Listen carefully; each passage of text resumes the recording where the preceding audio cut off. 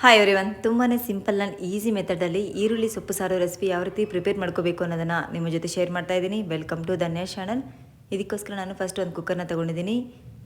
ಈಗ 300 ಗ್ರಾಮಷ್ಟು ತೊಗರಿಬೇಳೆನ ಆ್ಯಡ್ ಮಾಡಿ ಚೆನ್ನಾಗಿ ವಾಶ್ ಮಾಡಿಕೊಂಡು ನಂತರ 2 ಗ್ಲಾಸಷ್ಟು ನೀರನ್ನು ಕೂಡ ಆ್ಯಡ್ ಮಾಡಿ ತೊಗರಿಬೇಳೆನ ಬೇಯಿಸ್ಕೊತಾ ಇದ್ದೀನಿ. ತೊಗರಿಬೇಳೆ ಕೂಡ ಹಾಫ್ ಬಾಯ್ಲ್ ಕರೆಕ್ಟಾಗಿ ಆಗಿದೆ. ಈಗ ಇದ್ರ ಜೊತೆ ನಾನು ಕಟ್ ಮಾಡ್ಕೊಂಡಿರೋಂಥ ತರಕಾರಿನ ಆ್ಯಡ್ ಮಾಡ್ತಾಯಿದ್ದೀನಿ. ನಾನು ಬದನೆಕಾಯಿ, ನಂತರ ನವಕೋಲು ಗಡ್ಡೆನ ನಾನು ಆ್ಯಡ್ ಮಾಡ್ತಾಯಿದ್ದೀನಿ.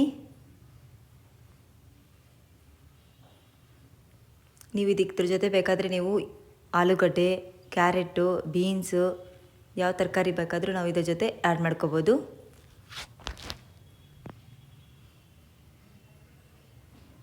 ಎಲ್ಲ ತರಕಾರಿನೂ ಕೂಡ ಆ್ಯಡ್ ಮಾಡಿದ ನಂತರ ಚೆನ್ನಾಗಿ ಬೇಯಿಸ್ಕೋಬೇಕು. ತುಂಬಾ ಟೇಸ್ಟಿಯಾಗಿರುತ್ತೆ ಫ್ರೆಂಡ್ಸ್. ಬಿಸಿ ಬಿಸಿ ಅನ್ನದ ಜೊತೆ ಮುದ್ದೆ ಜೊತೆ ಕೂಡ ಪರ್ಫೆಕ್ಟಾಗಿರುವಂಥ ಕಾಂಬಿನೇಷನ್ ಫ್ರೆಂಡ್ಸ್ ಈ ಒಂದು ಈರುಳ್ಳಿ ಸೊಪ್ಪಿನ ಸಾರು. ನೀವು ರೆಸಿಪಿನ ಟ್ರೈ ಮಾಡಿ ಯಾವ ರೀತಿ ಬಂತು ಅಂತ ನಾನು ಕಾಮೆಂಟ್ ಬಾಕ್ಸಲ್ಲಿ ಕಾಮೆಂಟ್ ಮಾಡಿ. ಇದ್ರ ಜೊತೆ ನಾನು ಇನ್ನೂ 1 ಗ್ಲಾಸಷ್ಟು ನೀರನ್ನು ಕೂಡ ನಾನು ಆ್ಯಡ್ ಮಾಡ್ತಾಯಿದ್ದೀನಿ. ನಾನು ಕುಕ್ಕರ್ ಕ್ಯಾಪ್ ಹಾಕ್ದಿರೇ ಎಲ್ಲ ತರಕಾರಿನ ಕೂಡ ಬೇಯಿಸ್ಕೊತಾ ಇದ್ದೀನಿ.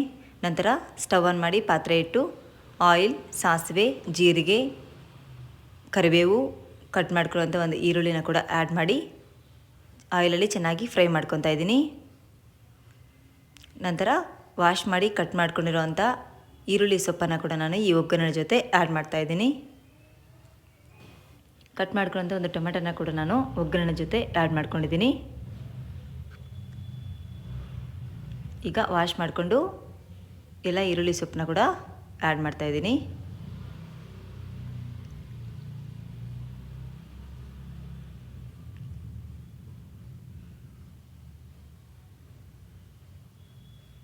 ಎಲ್ಲನೂ ಕೂಡ ಚೆನ್ನಾಗಿ ಮಿಕ್ಸ್ ಮಾಡ್ಕೊತಾ ಇದ್ದೀನಿ.